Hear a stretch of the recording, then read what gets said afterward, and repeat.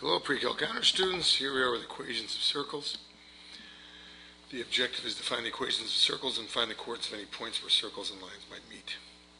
Let's start with the geometric definition of a circle.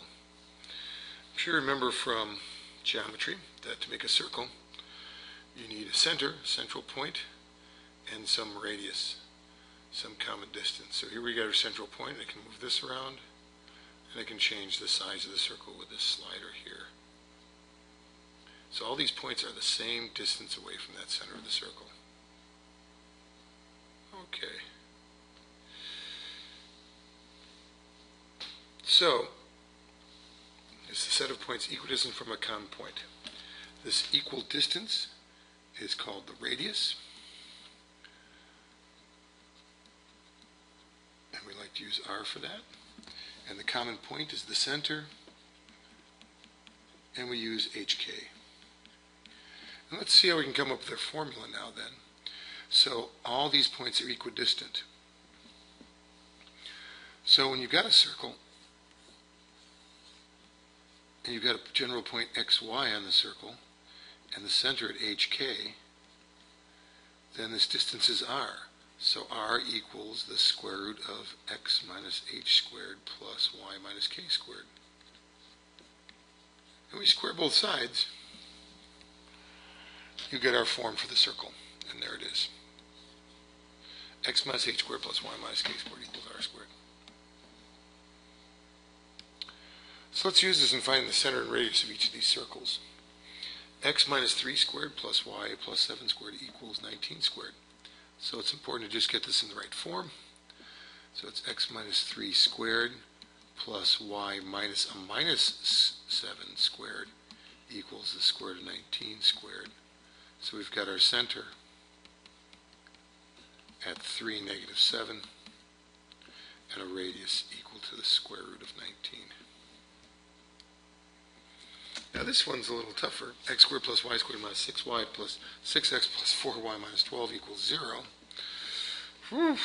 Well, we do it by completing the square. It takes a little more work to get it into that form. X squared minus 6x plus blank plus y squared plus 4y plus blank. And let's put the 12 on the side and add blankety blank on the right to complete the square in each of these variables. So first, in the x variable, we're going to need half of negative 6 is negative 3 squared is 9. So we add 9 to both sides. And on the y variables, half of 4 is 2. 2 squared is 4, so we add 4 to both sides. So now we're looking at x minus 3 squared plus y plus 2 squared equals 25. So we get our center at 3, negative 2, and the radius equal to 5. Now how do we graph things like this? Well, if you're going to use your graphing calculator, you've got to get this solved for y as a function of x. And that's where this center radius form is so much handier. So we can take this form that we have from here and start solving for y. You don't have to expand it out though. You can just say y plus 2 quantity squared equals 25 minus x minus 3 quantity squared. Y plus 2 equals plus or minus the square root of 25 minus x minus 3 quantity squared.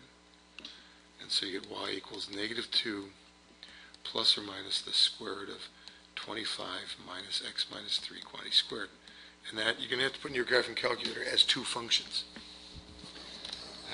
Plus and then the minus one. The plus one will give you the upper half. Let's talk about that for a bit. You're going to have y equals negative 2 plus the square root of 25 minus x minus 3 squared.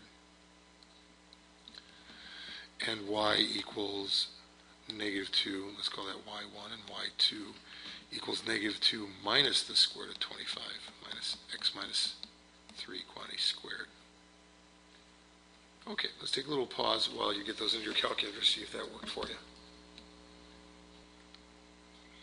And there you go, sure enough on GeoGebra, I graphed them as two separate functions like your calculator would. And there's the center at 3, negative 2, the radius of 5. Okay? Now, notice in GeoGebra, you can just enter in the original function. Let me show you. Here I've entered in what we had as the original formula, and oddly enough, I entered it in its other form when fully expanded out, and it went ahead and factored it for me. So that was kind of strange. But notice it is the same thing as f of x and g of x. Yep. So that is one handy thing about GeoGebra. It will take any conic in the general form, which we'll talk about more toward the end of the chapter. Okay, getting back to our calculations then. Now in example 3, find the coordinates of the points where the line y equals 2x minus 2 and x squared plus y squared equals 25, and the circle x squared plus y squared equals 25 intersect. Well, let's visualize this first. Where do you think these are going to intersect? Let's take a look.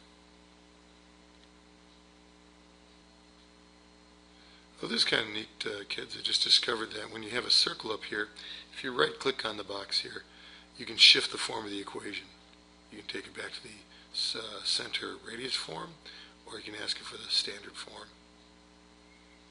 Okay, I'm going to put those away. I already made a copy, and let's make some room for this next problem. We want to see where these circles intersect. First of all, we had a circle x squared plus y squared equals 25 and y equals 2x minus 2. So let's add the y equals 2x minus 2 on here.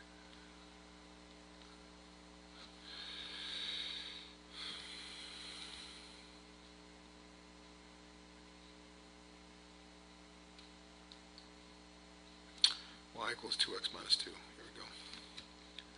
2x minus 2. There's our line. And now let's get our circle into play.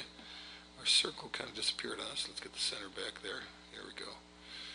And the circle was centered at 0, 0.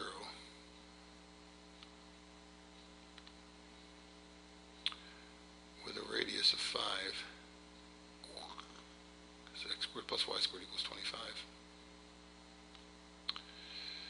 And where did it go? Oh, it's not turned on. There we go. Blink. There it is. And it looks like we have two intersections. It looks like we can eyeball one at 3, 4. In fact, we can ask the calculator to find them both.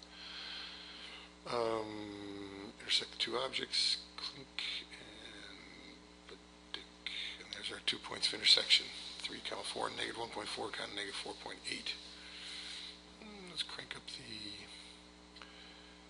the rounding on that. 4 decimal places, or maybe that is to the nearest tenth. Yeah, I guess it is. Okay. All right, now let's see if we come up with those things, same things in our calculations. To actually come up with the intersection,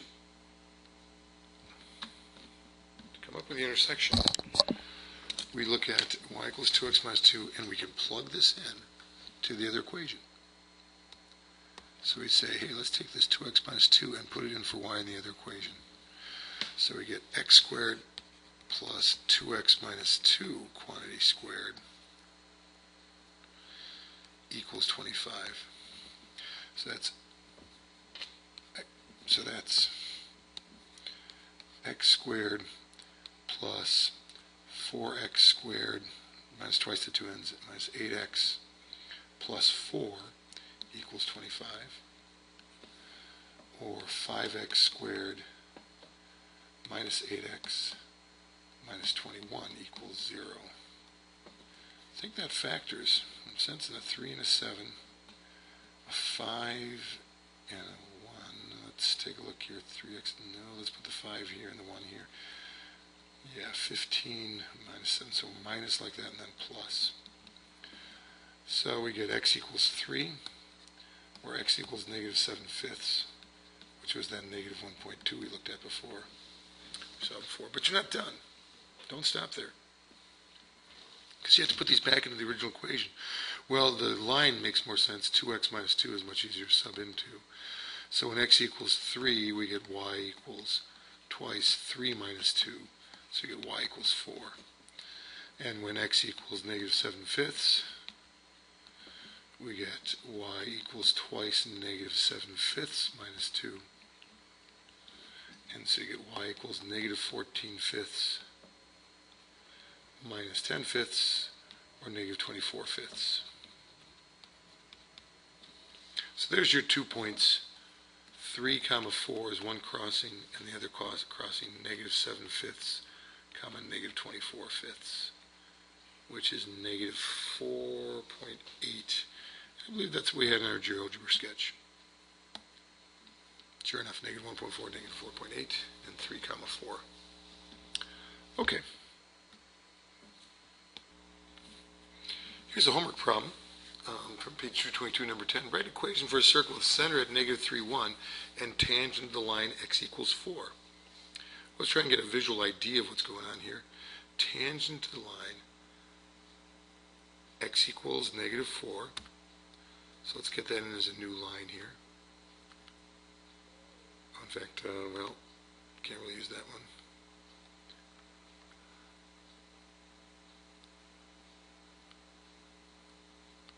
Hold it.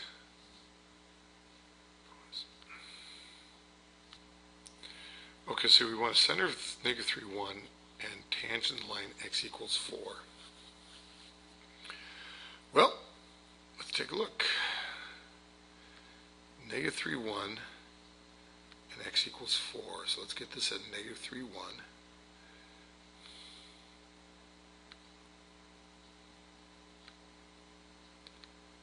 There's the center of our circle, negative 3, 1. And x equals 4, we want to be tangent to it. So I think we're going to have to shrink our graph a little bit here, so we can get all in here.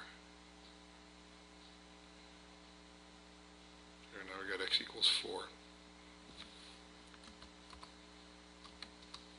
There's that line. So we want to extend this radius so that it comes out and just touches that line. Here we go. Bigger, bigger, bigger, bigger, bigger, bigger. There. It looks like a radius of 7. And there's the equation. Okay? So let's do this now by hand.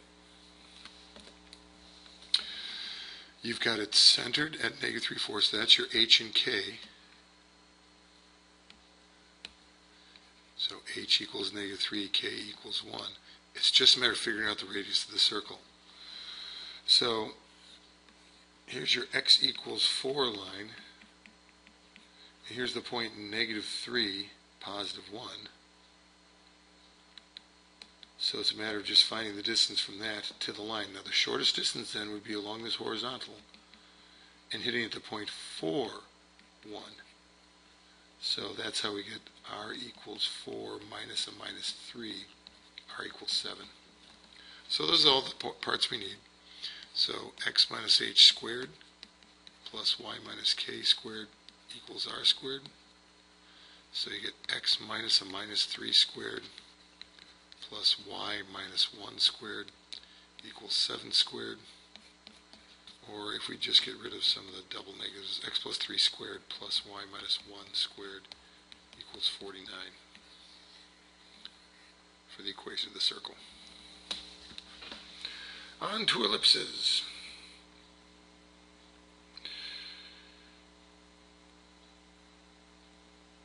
The objective in ellipses is to find the equation of ellipse and then graph them.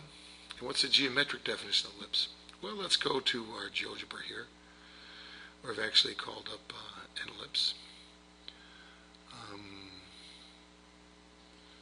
Ellipses. And here we go. Ellipses are based on two foci. We can slide these around. And let's change our grid here so that we actually see more.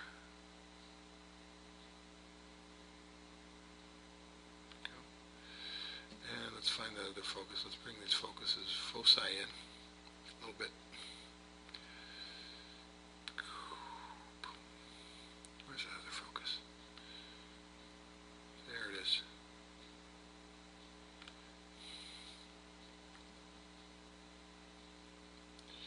And what I want you to see is that notice when you're doing the ellipse in this format up here, you have to also put in a third point here, and have that as C right here. And we can move that around to change the size of the ellipse. And what I wanted you to see then was this idea of the sum of the focal radii being constant. So let's take a look at that as we trip around our ellipse here.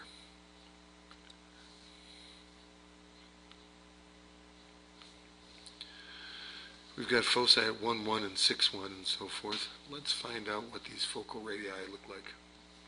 And so let's just get a few line segments here. Here's an example of a focal radius, and here's the other focal radius.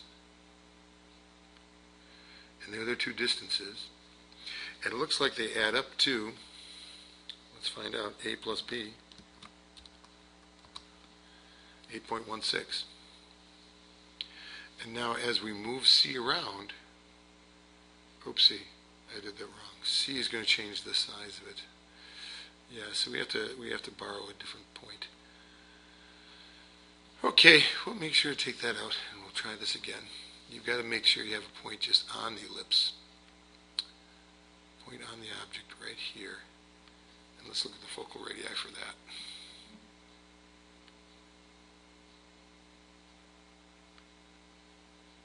From there to there. There to there. And now we can see, let's add up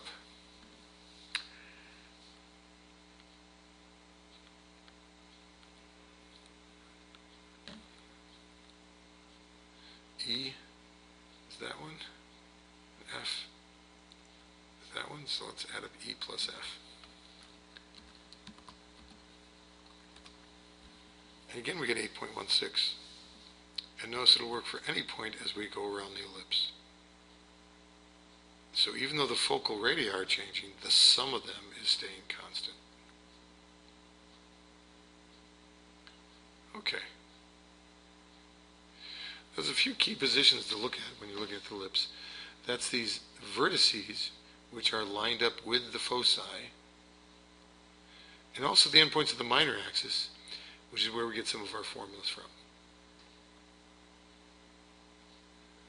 So let's head on back to our chalkboard here.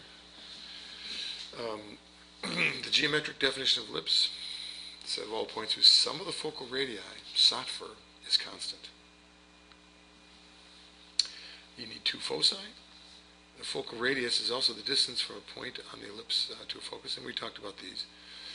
And some of the things that come out of this then are, first,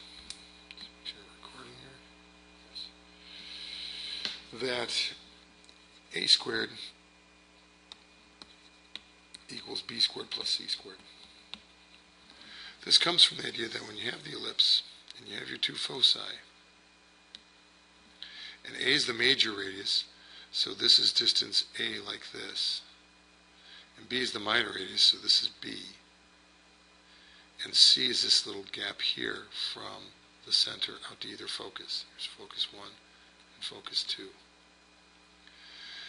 And A is also, 2A is the sum of the focal radii. So when I draw these two here like this, the 2A is split between A and A. And so there's your Pythagorean idea. A squared equals B squared plus C squared when we're talking about ellipses. So here's this huge chart that you guys remember from Algebra 2 Honors, and it's available on the Wikispace under Handy Forms. I moved it up on the pages there. And you can download it, but there's not something you can just bring along to test or exam. You have to know all this. Now some of this just makes sense. And we just proved this, a squared equals b squared plus c squared. And notice the difference between the vertical and the horizontal ellipses, where if a is the major radius, if you wanted to go vertical, you put the bigger number between a and b underneath the y's. And if you want to go horizontal, you put the bigger number between a and b, which is a, underneath the x's. And the vertex is at hk, the center is at hk, and basically the vertices go in the direction that the type of ellipse it is. So if it's a vertical ellipse, you stretch out the vertices a away, a up and down from the center. That's also how you can locate the foci with C and the endpoints of the minor. Endpoints of the focal width, use the focal width formula 2b squared over a. And we'll get to this eccentricity toward the end of the chapter. The eccentricity of ellipse always ends up between 0 and 1. Now let's find this equation of ellipse with the center at the origin, one vertex at 0, 5, and one focus at 0, 2. So, center at the origin, one vertex at 0, 5, that's a vertex, and a focus at 0, 2.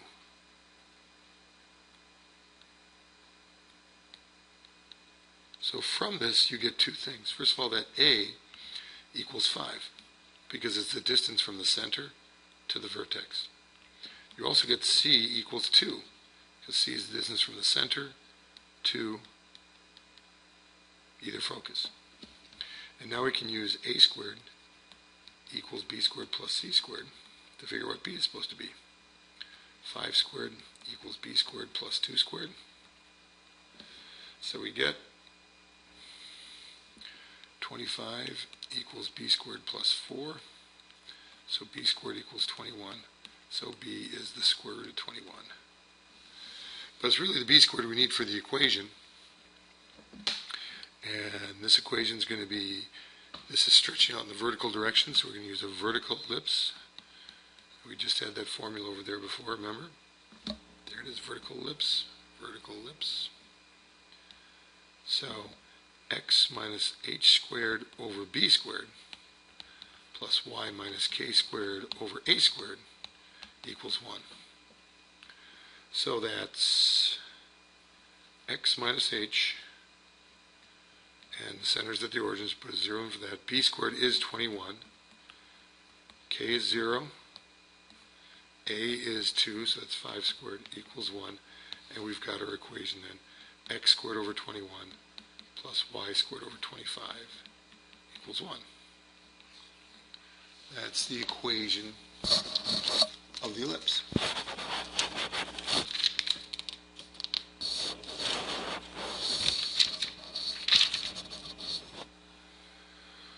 Okay, now this sketch of it, we can just put in the other vertices, 1, 2, 3, 4, 5, there you go.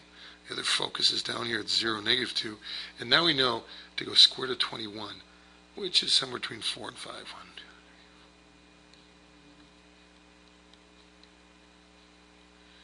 3. We create what we call the box of extent, and the ellipse has to stay inside that. And from years of practice, I'm pretty good at sketching these. It also helps to go around a few times. Let's see what GeoGebra says.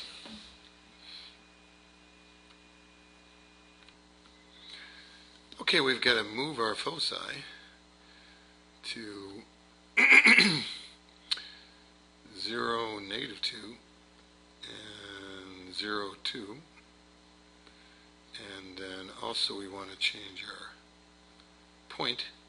One of the vertices is 0, 5, so we can use that as a point on the ellipse. So now let's grab that point and put that at 0, 5, blink, and there we go. Sure enough, we're getting an ellipse, looking very much like the one I sketched. Somewhat circular. You'd think, why is it so circular? The foci are so far apart yet. Well, they're fairly, to get the eccentricity of the ellipse, you really have to kind of crank the foci up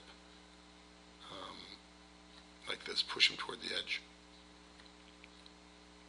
And then you get a much more eccentric ellipse. See that? No, we're still grabbing the coordinates, sorry. To grab that point, there we go. There, see how it's getting much more eccentric. Put back at 2. Okay. Okay, let's finish up with one last problem where we have to complete the square. And so we separate the variables, 9x squared minus 18x plus blank plus 16y squared minus 64y plus blank. We're going to move the 71 to the other side, and don't forget the blankety blank. Now, before we complete the square, let's factor out the 9. 9 times x squared minus 2x plus blank. And factor out the 16. 16 times y squared minus 4y plus blank equals 71. Plus, we have to complete the square on both these variables. First, now be careful here, because when you complete the square here, you add 1. But it's actually inside a group, so it's 9 times 1, so we add 9 to both sides. And when you complete the square in the y's, that's a 4, but it's actually a 64. 16 times 4 is 64 that we add to both sides. So now our equation becomes 9 times x minus 1 squared plus 16 times y minus 2 squared equals an 80, we get 144. Now divide through by 144, and you get x minus 1 squared over 16 plus y minus 2 squared over 9 equals 1. So that helps us get the center at 1, 2. And a is the bigger of these two numbers. And remember, you have to think of this as 4 squared. So a is 4, b is 3. Don't just say, oh, 3, 4, 5. Oh, no. It's a squared equals b squared plus c squared. So to get the focus, we're going to have 4 squared equals 3 squared plus c squared. So 16 equals 9 plus c squared. So c squared equals 7. So c equals the square root of 7. So this c refers to the distance from the center to the foci. And which way we're stretching out here, we have more emphasis on the x, so this is going to be horizontal. And so take the center, which we determine to be 1, 2, and then to find the vertices, take the center and add and subtract a. A is 4, so we're going to add and subtract 4, 0. So that gets us to 5, 2, and negative 3, 2. For the foci, take the center and add and subtract c. So we have 1, 2, plus or minus c, which was the square root of 7. And again, we're going to add it to the x-coordinate because we're stretching out horizontally. So we get 1 plus or minus the square root of 7, 2. For the coordinates of the vertices and for the foci. For the graph, you put these all together. And let's see what GeoGebra says and compare it to our big picture. Okay, here we are with our center at 1, 2. So that looks about right. Center. And we also had a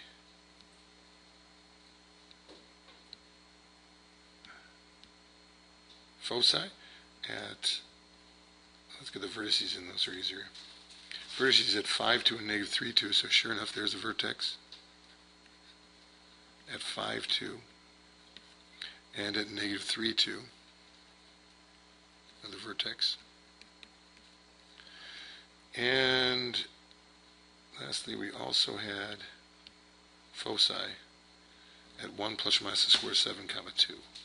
1 plus the square root of 7, the square root of 7 is about 2.6, so that's about 3.6, so there's one focus, and the other focus back here, 1 minus about, says negative 1.6, so there you go, there's your other focus. Okay. Now one thing you can also check in your diagram is the focal width. Focal width is 2b squared over a. So as I used to tell you, go b squared over a each way. Go b squared over a each way. So b was, as I recall, 3 and a was 4. B was 3 and a was 4, so that's 3 squared over 4, or 9/4. So we go about 2 1/4 each way. Up 2 1/4, look at that, and down 2 1/4, and we land right on the ellipse again to come up with what we call the endpoints of the focal width, if you want.